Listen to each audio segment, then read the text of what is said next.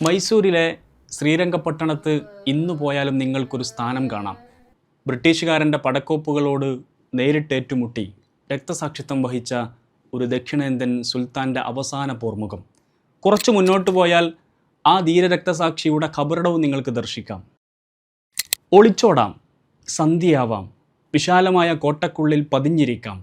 ഇങ്ങനെ സാധ്യതകൾ പലതുണ്ടായിട്ടും നേരിട്ടേറ്റുമുട്ടാനിറങ്ങിയ സുൽത്താനിൽ നമുക്കോർത്തെടുക്കാൻ പലതുമുണ്ട്.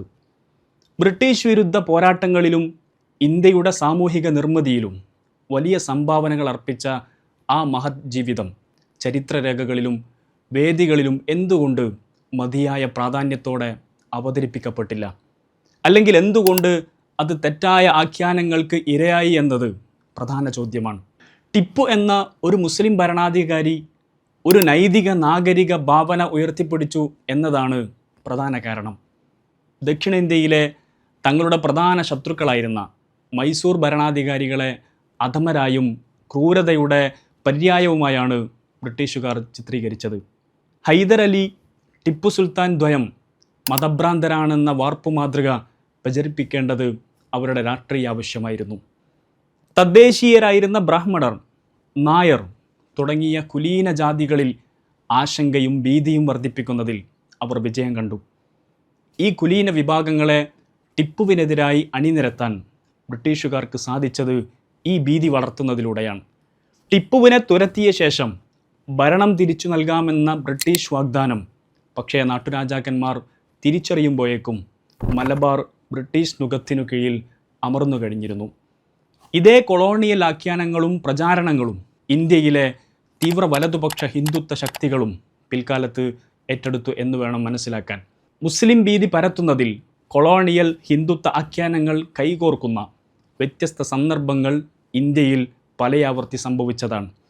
RSS ശാഖകളിലും മറ്റും ടിപ്പുവിൻ്റെ ചരിത്രം എങ്ങനെയാണ് വിദ്വേഷ ചരിത്രമാക്കി മാറ്റി പ്രചരിപ്പിക്കുന്നതെന്ന് മലയാളത്തിൻ്റെ കഥാകൃത്ത് ഉണ്ണി ആർ ഒരു സന്ദർഭത്തിൽ വിശദമാക്കിയിട്ടുണ്ട്. ശിവജിയുടെ വീരകഥകൾക്കൊപ്പം ടിപ്പു സുൽത്താൻ എന്ന മുസ്ലിം ശത്രുവിൻ്റെ പടയോട്ടക്കാലത്തുണ്ടായ ജീവനഷ്ടങ്ങളും കൊള്ളകളും ഒരു നാടോടിക്കഥയുടെ മട്ടിൽ അവതരിപ്പിക്കും എന്നാണ് കൗമാരത്തിൽ ഒരു സ്വയം സേവകനായിരുന്ന കഥാകൃത്ത് തൻ്റെ ശാഖാനുഭവം കുറിച്ചിടുന്നത്. ഇവിടെ വിവരിക്കപ്പെട്ട സവർണ സംഘപരിവാർ ചരിത്രബോധമാണ് പൊതുബോധത്തിൽ ചിരപ്രതിഷ്ഠ നേടിയത് എന്നത് അത്ഭുതകരമാണ്. യഥാർത്ഥത്തിൽ ടിപ്പു മലബാറിനാകമാനം പടയോട്ടം നടത്തി അക്കാലത്തെ എല്ലാ ക്ഷേത്രങ്ങളും നശിപ്പിച്ചിരുന്നു എന്ന മട്ടിൽ പങ്കുവെക്കുന്ന പൊതുചരിത്രബോധം ഈ ആരോപണ വഴിയിൽ ഏറെ സ്വീകാര്യത നേടിയ ഒരു ആഖ്യാനമാണ്. എന്നാൽ തൻ്റെ കോട്ടകളിൽ ഉൾപ്പെടെ എല്ലാ മതസ്ഥർക്കും ആരാധനയ്ക്ക് സൗകര്യമൊരുക്കിയ ടിപ്പു എങ്ങനെ ക്ഷേത്രധ്വംസനത്തിൻ്റെ പ്രതീകമായി എന്നതാണ് വലിയ വൈരുദ്ധ്യം. പാലക്കാട്, ശ്രീരംഗപട്ടണം കോട്ടകളിൽ ഇന്ന് വലിയ അമ്പലങ്ങളായി അവകാശവാദം ഉന്നയിക്കുന്ന കേന്ദ്രങ്ങൾ അന്ന് ടിപ്പു നൽകിയ പ്രാർത്ഥനാ സൗകര്യങ്ങളാണെന്ന് ചരിത്രം രേഖപ്പെടുത്തുന്നു.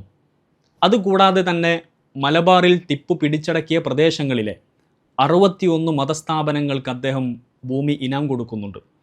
ക്ഷേത്രങ്ങൾക്കും മറ്റു മതസ്ഥാപനങ്ങൾക്കും മഠങ്ങൾക്കും ഭൂമിയും സമ്പത്തും കൊടുക്കുന്നുണ്ട്. എന്നാൽ ഇത് നമ്മുടെ ചരിത്രകാരന്മാർ പൊതുവെ പറയാറില്ല. കേരളത്തിലെ മണ്ണൂർ ക്ഷേത്രം, തിരുവഞ്ചിക്കുളം ക്ഷേത്രം, ഗുരുവായൂർ ക്ഷേത്രം, തൃക്കണ്ടിയൂർ വേട്ടയൊരു മകൻ ക്ഷേത്രം, തൃക്കണ്ടിയൂർ സമൂഹം ക്ഷേത്രം തുടങ്ങിയവക്ക് ടിപ്പു ഭൂമി നൽകിയിട്ടുണ്ടെന്ന് ചരിത്രരേഖകൾ പറയുന്നു.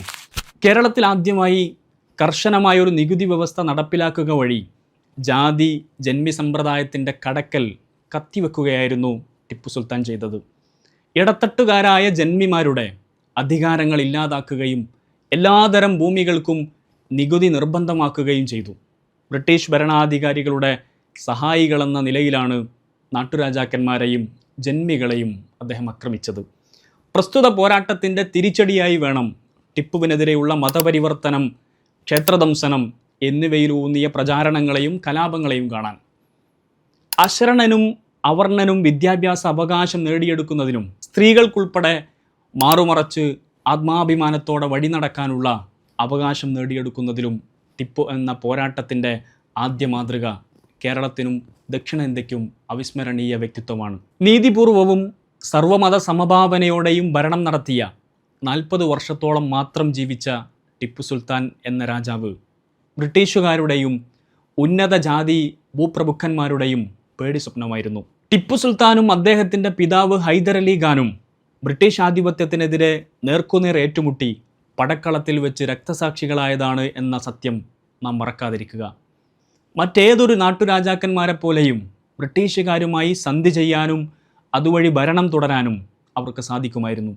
പക്ഷേ മറ്റുള്ള രാജാക്കന്മാർ ചെയ്ത പോലെ തങ്ങളുടെ ജന്മനാടിനെ വെള്ളക്കാരുടെ കാൽക്കൽ അടിയറവെക്കാൻ അവരുടെ നീതിബോധം അനുവദിച്ചില്ല. ഫ്യൂഡൽ ഘടനയെയും ജാതി വ്യവസ്ഥിതിയെയും ബ്രിട്ടീഷ് സാമ്രാജ്യത്തെയും ചോദ്യം ചെയ്തു എന്നതു മാത്രമാണ് ഹൈദരലിയെയും ടിപ്പു സുൽത്താനെയും മതഭ്രാന്തനാക്കി ചിത്രീകരിക്കുന്നതിനു പിന്നിലുള്ള കാരണം. ഹിന്ദുത്വ ജാതി ഫ്യൂഡൽ ഘടനയെ ഇന്ത്യൻ സമൂഹത്തിലും രാഷ്ട്രീയത്തിലും പുനഃസ്ഥാപിക്കാൻ ശ്രമിക്കുന്ന ശക്തികൾക്കെതിരായ പടവാൾ തീർച്ചയായും ഈ ഓർമ്മകൾ കൂടിയാണ്. ഓർമ്മകളുടെ മാതൃകകളുടെ വലിയ ഗോപുരങ്ങളിൽ ഈ സുൽത്താനെ കൂടി നമുക്ക് പ്രതിഷ്ഠിക്കാം.